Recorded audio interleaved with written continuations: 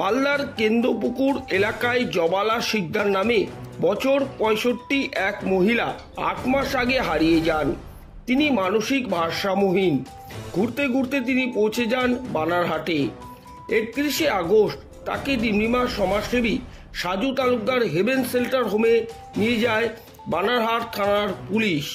সেই দিন রাতে বিস্তারিত তথ্য সহ ফেসবুকে বিষয়টি নিয়ে পোস্ট করেন সাজু তালুকদার। রাতেই সাড়া পান তিনি। রবিবার রাতে তার ২ মেয়ে এবং পুত্রবধূ জবালাকে বাড়ি নিয়ে যাওয়ার জন্য আসেন।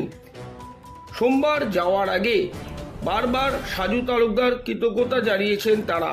মেয়ে এবং মায়েরা কয়েক মাস পর একে অপরকে দেখে চোখের জল ধরে রাখতে পারেনি।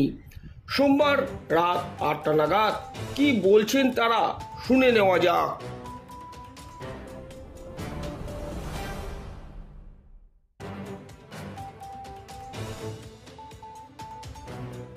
দিদি, আপনার কি নাম? লতা। ইনি কে হয় আপনার? মা। ইনি কতদিন আগে নিখোঁজ হয়েছিলেন? ৮ মাস হয়ে গেল। ৮ মাস? হ্যাঁ। আপনার থানায় মিসিং ডায়েরি করেননি? মিসিং ডায়েরি করা হয়নি, আমরা খোঁজ করেছি আত্মীয় স্বজন সব জায়গায় যত দূরে দূরে আছে সব জায়গায় খোঁজ করেছি। আপনার মা? হ্যাঁ। আপনার? আমারও মা। আচ্ছা, আপনার শাশুড়ি? উনি কি আপনার সাথেই থাকে? কার সাথে থাকে উনি? কার সাথে? এক বাড়িতে? আচ্ছা, যাই হোক, এখন কেমন লাগছে আপনাদের মাকে পেয়ে? ভালো লাগছে। তো মাকে আপনারা আজকে নিয়ে যাচ্ছেন। আজকে হলো ১ সেপ্টেম্বর। এখন বাজে রাত ১০টা। তো আপনারা নিয়ে যাচ্ছেন। মাকে সুস্থ সবল পেয়েছেন? গতকাল বানারহাট থানা থেকে আমার এখানে মাকে দিয়ে গেছিলেন। তারপরে আমি ফেসবুকে পোস্ট করি, সেই সূত্র ধরে আপনাদের কাছে খবরটা যায়, তাই তো?